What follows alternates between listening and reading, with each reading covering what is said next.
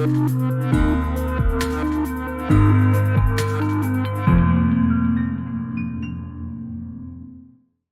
Naveen Jain. I'm founder and CEO of Wyoming. And I really believe that we are living in one of the most innovative times of our lives. Our lives will change. This decade is going to bring more changes than a last century has done. And I think AI is going to be the front and center of it. And I think people have this misnomer of this somehow that AI is going to kill the humanity or AI is going to make the human slave. It's not that AI is going to become the Terminator and we need to be worried about it that's going to start blowing up the human beings. So let's start with what is it that's making AI powerful and how do humans and AI work together or not work together? Fundamentally, this is the first time a technology that has come about that could potentially, once it becomes autonomous and once it becomes an agent, can have its own mind and can do something on its own. Some of the most lethal weapons you have today are in fact done by humans and humans still control them. So I see Ed here, so I'm going to shut up and let Ed get the things going. Yeah, So sorry. mumbling along. My apologies, just taking a quick break before you started, but thank you for being punctual and on time. So I would have loved the pleasure to introduce you, but you're still already here, and we started our fireside chat. In an ideal world, even Vinod yesterday, we couldn't do the real fireside, and we were laughing about it because he was digital like you are. But you're both celebrities, so you get to have the privilege to be doing these digital fireside chats. It's a conceptual, it's an actually abstract fireside chat. We can all live in the simulation and believe that there is a fire between us here. There's a burning fire that's brought us here together. And yeah, yes. so thank you. Just so people get to know you a little better. Of course, we want to talk about AI, and I was talking about your InfoSpace days and how you became a mega billionaire. And we're always privileged to learn from people like you who kind of, and I know your son became a billionaire at such a young age. So we're always inspired by such stories, and I'd love for you to kind of give that 2 cents of hey, to all those aspiring billionaires out there, what does it take? I think it's really, really simple exercise. If you can build any product or any service that can help 1 billion people live a better life, you can create a $100 billion company. It's really that simple. Making money is simply a byproduct of doing things that improve people's lives. And somehow people think that making money is a goal or a destination or something to achieve. It is actually always is as a byproduct. That means every day when you wake up in the morning, you ask yourself, what can I do today that's going to make someone's life better? And if you keep doing more and more of it, if you can help 100 million people, you can have multi-billion dollar company. And that really is almost every company that you think about, OpenAI, they simply started saying, how can we make people's life better? And the chat GPT came along and people said, no, it really makes my job easier. And next thing you know, they have a $200 billion valuation. So it's really about building products that improve people's lives. Making money is like having an orgasm. If you focus on it, you're never going to get it. So you just have to learn to enjoy the process. Well, I know you have fun humor. So that brings us to a very interesting question. You were in tech, and you had like the tech wonderful outcome, right? Back in the day, and you kind of went into the space of human biology and biome. I'm curious how you connect the dot with that impact, and again, to inspire us with the idea of biome and how and why should we feel inspired about it? And first of all, this is my 7th venture, and knock on wood, so far every one of them has been widely successful. And I never start 2 companies in the same industry because I personally believe once you become good at something, you actually become incrementalist or useless in that field. That means you can be 10% better than anybody in the world, but you will never be 10 times or 100 times better in the world because as a non-expert, unless you challenge the foundation of everything that experts have taken it for granted, you will never be able to actually change the fundamental disruption. You will be incrementally better versus disruptively better. And that is really the thing one should be thinking about is that if you look at everyone, very rarely is the people in AI who will come up with the next way of doing things. I have the guy who is my CTO. He was head of IBM Watson Research, and he has seen these transformative models for the last 20 years. And he said, yeah, it will never happen. This AI thing, I've seen it come and go. I've been doing this for 35 years. And now it is happening, and he has such a difficult time believing that it could happen because there's so many false starts. And this is really the key of any exponential technologies, is that it really sputters around. It doubles every year. It doubles every 6 months, and then people don't see much progress until it hits the knee of the curve, and then it just takes off. And it happened time and time again. You look at a Kodak inventing a digital camera, thinking that it will never, and gave up on the digital camera because they thought, how can this digital camera ever take away the beauty of the chemical film, right? And today, and Kodak obviously went out of business. So now we have a word called you got Kodak, right? So if you don't want to be Kodak, then you really have to start thinking that how technology that's actually growing exponentially, how it is going to impact your business. Now, coming back to Wyoming or longevity, about 8 years ago, I saw my dad was diagnosed with stage 4 pancreatic cancer, and he was given 3 months to live. And unfortunately, that's all he got. And it really got me thinking that here we are living in this 21st century where we are talking about colonizing Mars, and we still can't actually even understand why people are developing these cancer, and we are not even to diagnose the cancer at stage 1 instead of stage 4, while stage 1 is still curable. Why is it that I just took it for granted that as he was in his 80s, that of course he has diabetes, he's aging, of course he has heart disease, of course he has high blood pressure, of course he has all these symptoms of different diseases because he's older. And then you start to think back and say, wait a second, we as human species haven't really changed in the last 100 years, yet we as humans are getting sicker and sicker at younger and younger age. What is it that is going on? So I set out to solve a one simple problem. What if? What if we can understand what changes in the human body at the onset and during the progression of these chronic diseases, whether we call them diabetes or obesity or depression or anxiety or cancer or Parkinson's or Alzheimer's or even aging? Why is it that's what is changing in the human body that's causing it? And if we can identify that, we can prevent the diseases from happening, we can diagnose them early, and God forbid, outright reverse them. And that was our whole thesis 8 years ago. Fast forward, so now let me maybe step back for a second and give everyone a framework that I use for myself. And as you and I have talked about that framework, so I'm going to maybe impart that framework to people here. Every time I start a company, I ask myself 3 questions. Why this?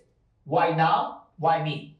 Why this? I think we discussed it. Why this is very simple. Whatever it is that you're thinking you want to do, assume you're successful in solving the problem that you set out to solve. So you always say, God forbid I'm actually successful in solving what I'm trying to do.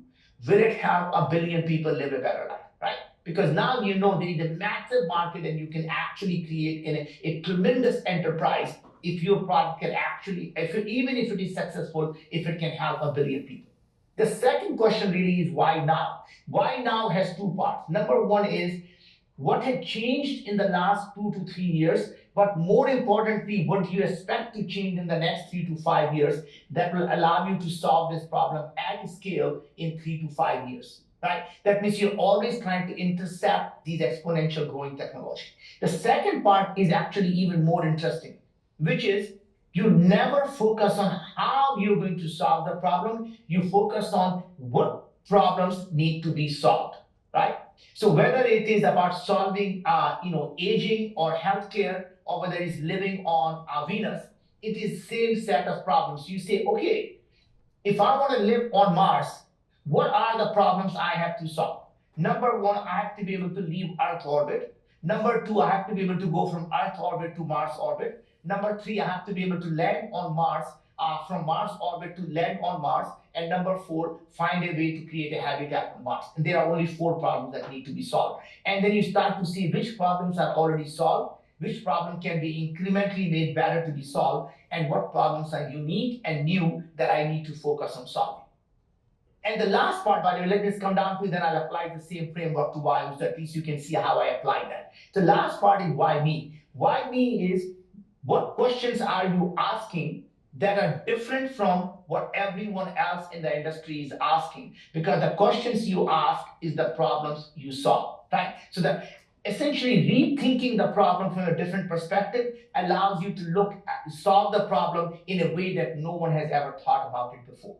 So let's talk about why. So as I mentioned to you, our problems that we were trying to solve was, what if we can actually understand the changes that happen in the human body at the onset of these chronic diseases? So number question was, what if we can actually do that? Would it help a billion people? And the answer is 8 billion people, because every one of us during our lifetime is going to suffer from one of these diseases, right? The next question was, why now? And we said, to solve this problem, there are three things that have to be solved. You have to be able to digitize the human body. You have to be able to process massive amount of data that comes out of the digitalization. And number three, use AI to make sense of all this data. And then we said, look, the cost of sequencing, even though 8 years ago was about $1,200, we realized that it will actually has come down from hundreds of thousands of dollars. In the next 3 to 5 years, it will come down to, instead of $1,200, it should come down to about $100. And here we are today, and our cost of sequencing now is under $5. So think about it, that even though when I was 10 times optimistic, it turns out I was actually 20 times pessimistic. And that is the power of exponential technology, because human mind can only think linearly, whereas these technologies are going exponential. The second part was, how do we process this massive amount of data? And here was that we didn't have access to supercomputers, but we had access to cloud. When we fired up the first processing, it cost us $47. And we realized the cost of processing is coming down, cost of storage is coming down, and that $47 should come down to about $10 in the next 3 to 5 years. Today we sit here and our cost is about $1.25. Right? So everything that we thought was going to happen actually went down faster than we thought. And every one of us knew that AI is going to be there for us to be able to use AI to solve the problem.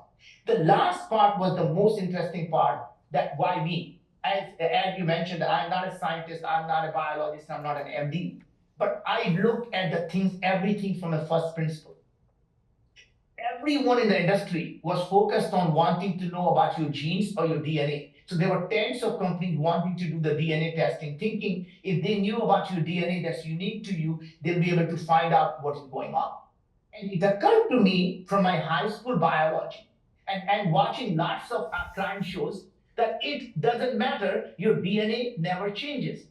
That means whether you do your DNA test, so I do my DNA test today and I gain 200 pounds, my DNA still stays the same. Now I become diabetic, my DNA is still the same. Now I have a heart disease, my DNA is still the same. And then I die, and you want to look at my DNA 100 years after I die, it's still the same DNA. That means DNA can't even tell you you're dead or alive, let alone are you healthier or sicker.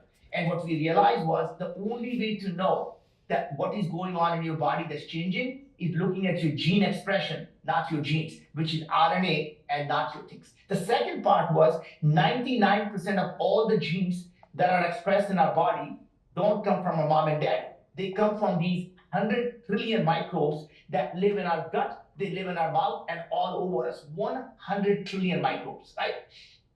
And we realized that to solve this problem, you have to not only understand simply what these organisms are in your gut. And that was the second problem that we realized, that there were tens. Today, if you were to Google Parkinson's and microbiome, cancer and microbiome, depression and microbiome, you will see there is microbiome involved in every single disease. Yeah, and there are tens of companies looking at microbiome, and yet this problem was not being solved. And the reason was people were making the same mistake like DNA.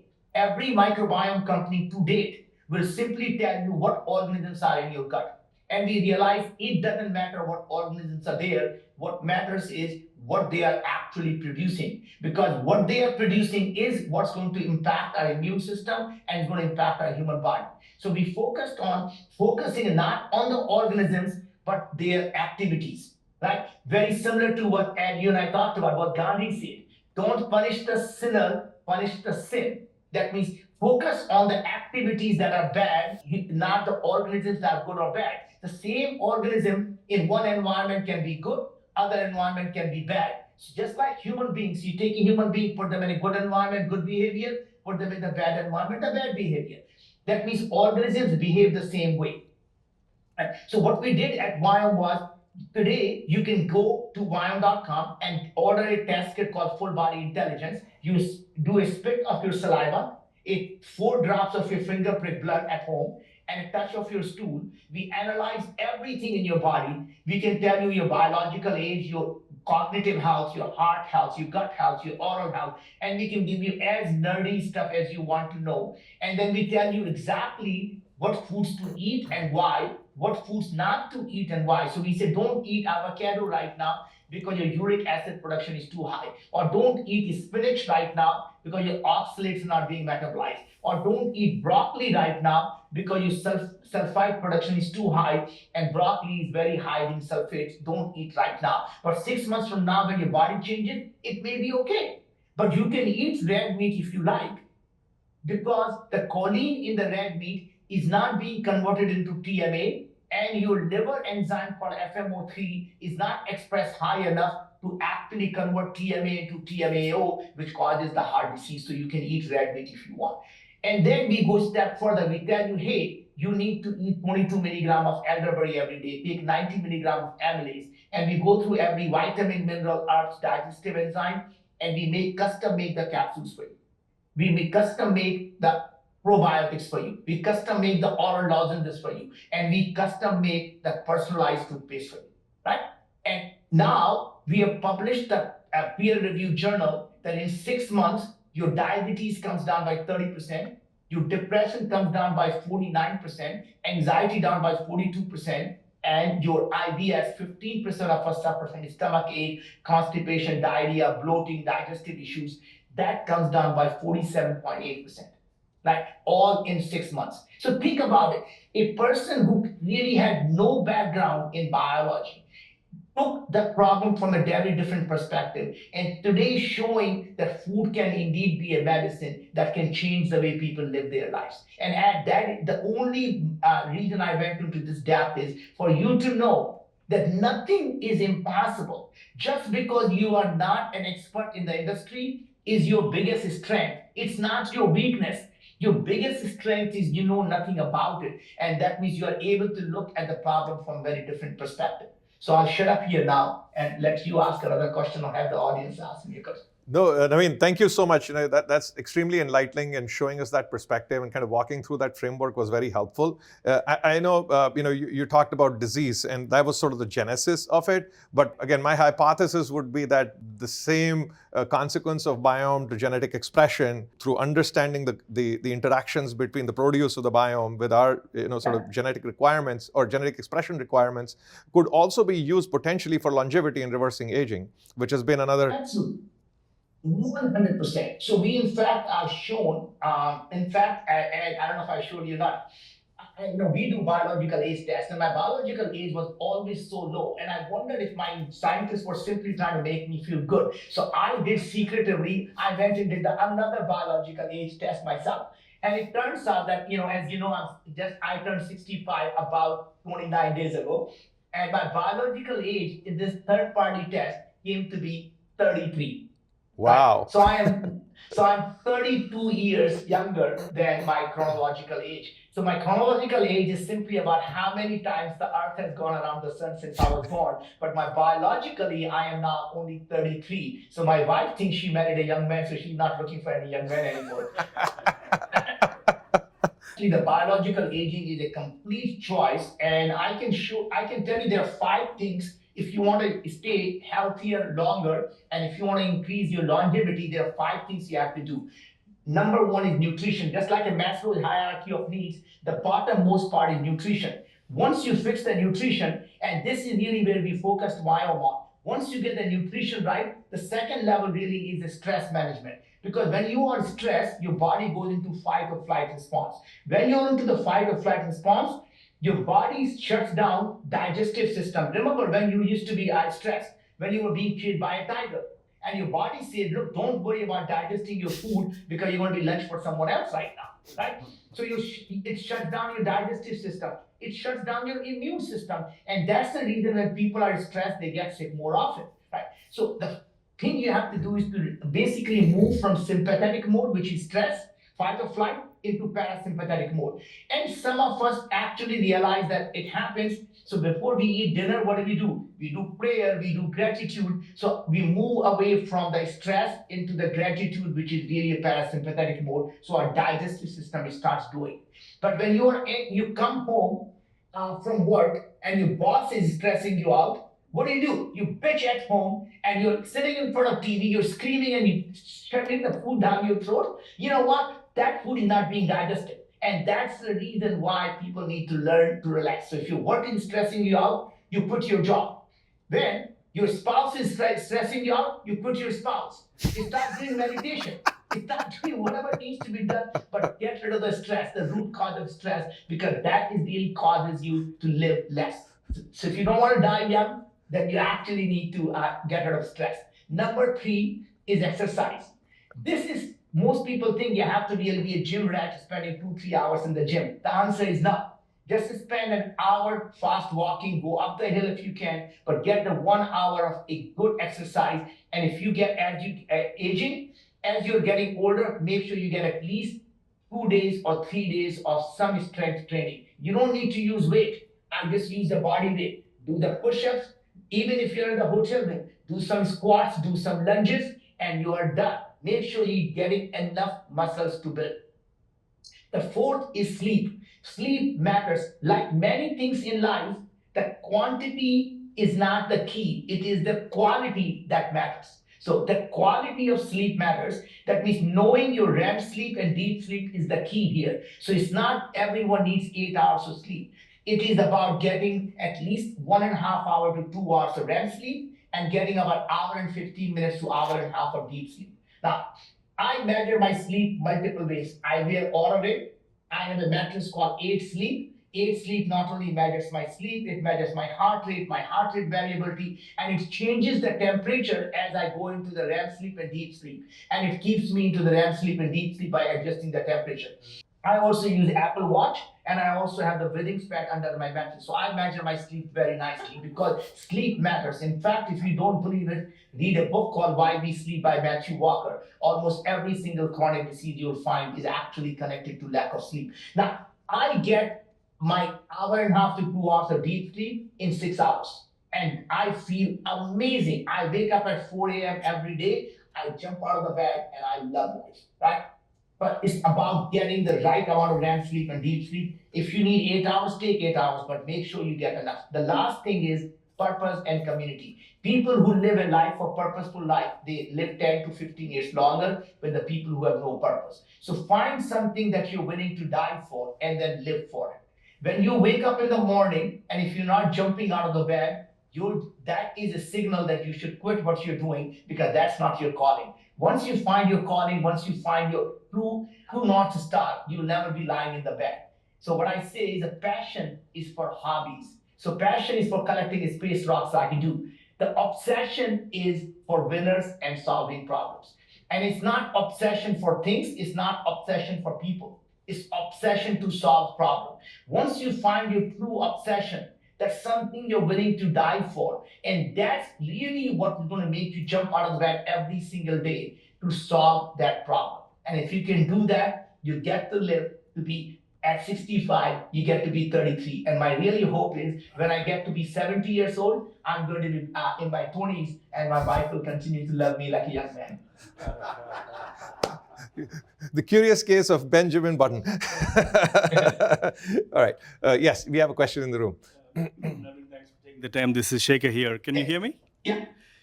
Since you talked about your dad passing away with cancer, given all Yeah. the work you're doing, what do you think about the prospects of actually curing cancer anytime soon? Very, very interesting question. So first of all, we just launched a test where just with your saliva alone, we are able to diagnose stage 1 and stage 0 cancer in your mouth and throat. And this was our first product, and we got FDA breakthrough device designation. Today, the way you diagnose the oral cancer, your dentist rubs the finger on your gum. So notice when you go to a dentist, they rub the finger on your gum, they're detecting your cancer.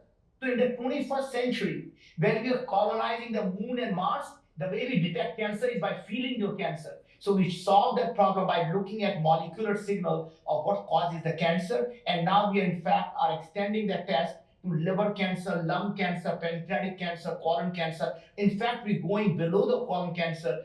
We are able to detect colon polyps that happen 7 to 10 years before you develop a colon cancer. And these are the kind of things that will change not only the early diagnosis of cancer, because at that stage, you can easily cure the cancer. So I really believe that using ultrasound, using many of the infrared technology, the early stage cancer can actually be cured. So I really believe that within our lifetime, in the next 10 years, not only will we be able to diagnose the cancer early, we'll be absolutely be able to cure the cancer, and that will be my contribution to humanity.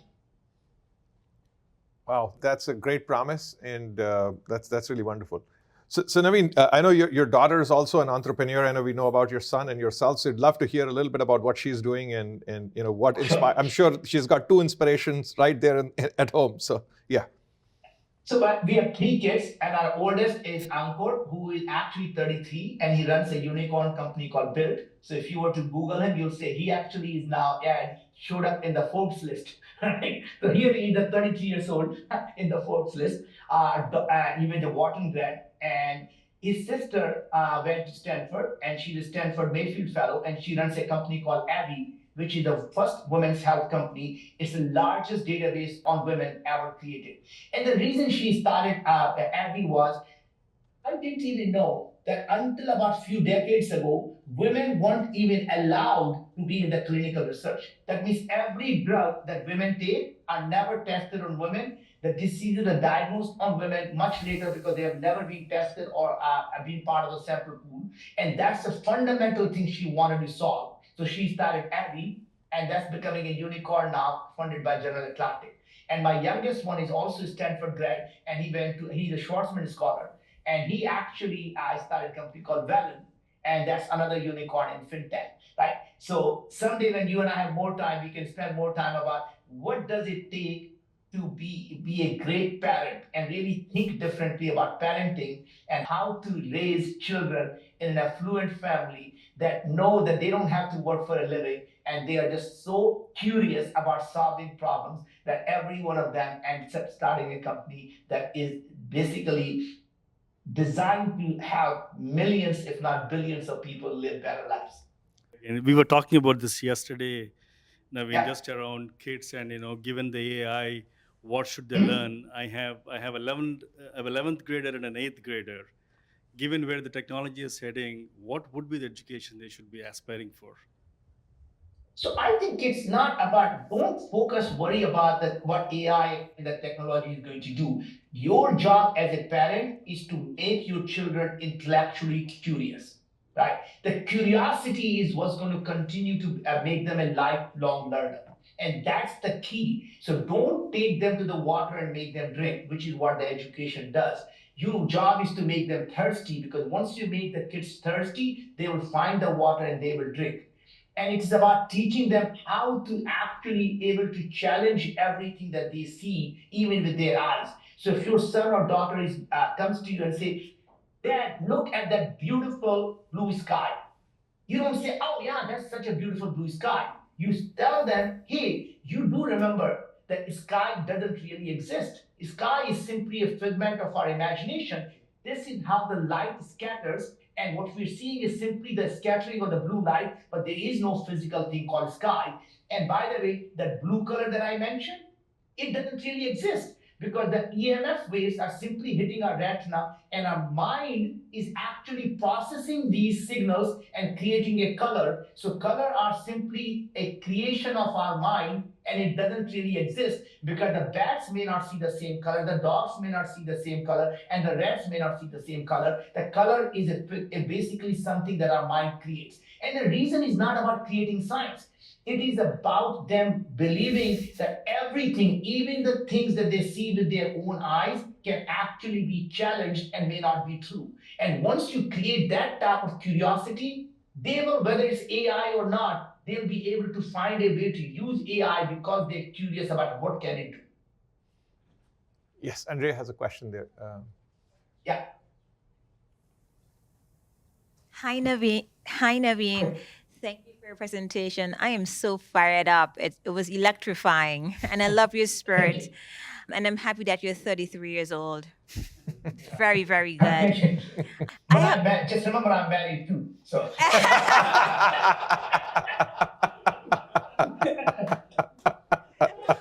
I'm sorry. Please go ahead. Okay. She didn't even ask me. Okay. What I wanted to ask you was, since you're a serial entrepreneur, have you ever thought about how can an attorney leverage the AI space right now? I mean, the most that we have would be AI automation for contracts and documents and so on and so forth. Have you given that any thought? And if so, yeah, please share. Of course. I mean, think about it.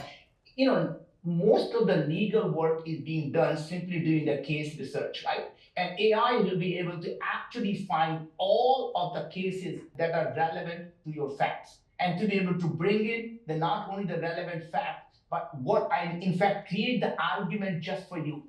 And 90% of the lawyers never see a courtroom other than simply, on a summary judgments because they never, very, very rarely they get into litigations, right? So my point I'm saying the AI is a perfect tool in terms of finding the facts, creating the arguments, and in fact doing almost all the work that needs to be done. That's a grunt work that you hire a bunch of associates for. So all those associates that you have to hire to do all the grunt work can actually now be done by AI.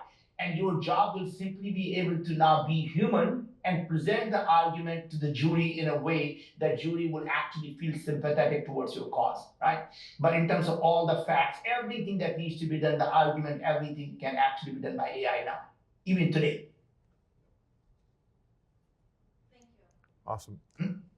Awesome. Well, thank you so much, Naveen. We really, really appreciate you coming. I know I always enjoy our conversations, but I'm sure the folks here in the room enjoyed this conversation as well. And yeah, anytime you need to reach out to me, I'm easiest person to find. It's naveen@viome.com, Naveen @viome, V as in Victor, IOME.com. Send me an email. I'll be happy to answer any questions you have. Awesome. Thank you, Naveen. Thank you. Such a pleasure. We'll talk soon. Take care. Have a wonderful day. Thank you.